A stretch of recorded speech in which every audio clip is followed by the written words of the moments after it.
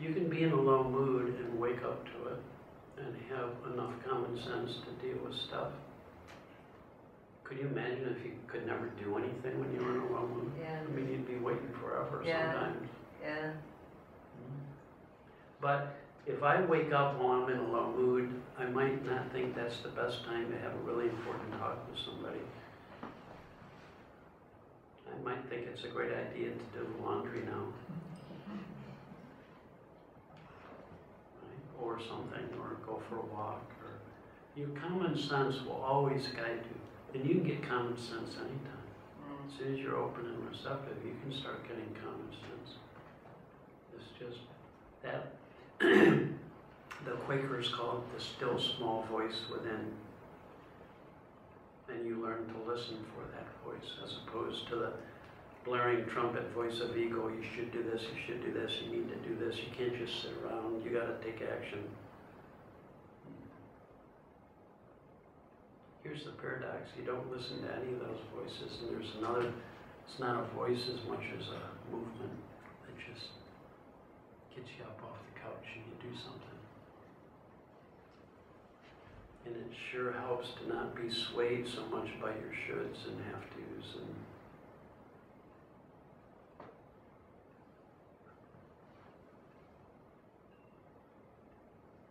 I've never heard somebody say this before. One time Sid Banks said, every thought you have that you have is your ego.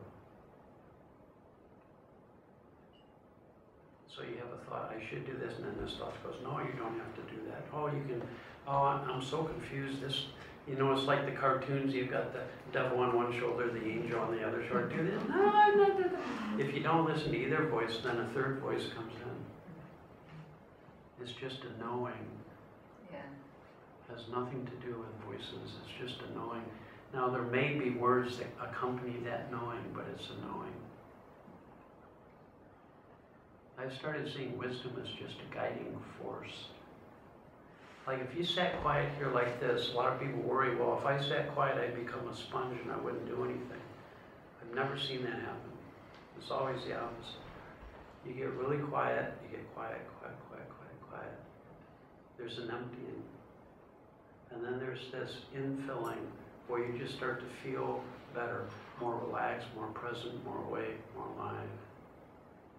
And the more you fill up with that feeling, at some point the wisdom in that feeling just gets you up and doing something.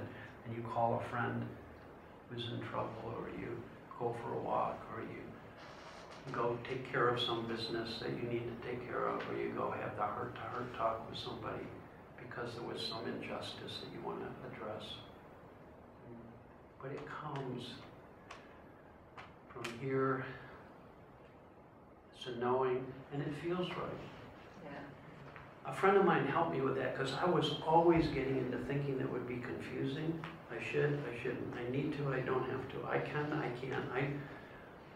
I would drive myself. I was really good at that kind of thinking. Confusion, ambivalence, uncertainty. And I figured one of those two sides must be right. See? And then Sid comes along and says, all of that thinking is ego. There's no wisdom in either of those thoughts. Why is that? Because there's two.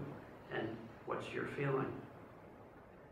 So a friend of mine finally just said the simplest thing I've ever heard, Dickon, when it comes up as two for me, I throw it back on wisdom until it comes back as one.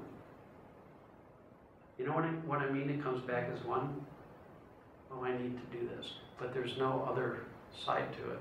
It just feels right. And there's no argument, no fight, no confusion, no uncertainty. It's just, no, it's right. There's a rightness to wisdom that has nothing to do with the should and shouldn't. That's all our conditioning. Oh, I know what I should do. Oh, I know I shouldn't be this way. Oh, I know it. All of that is your conditioning.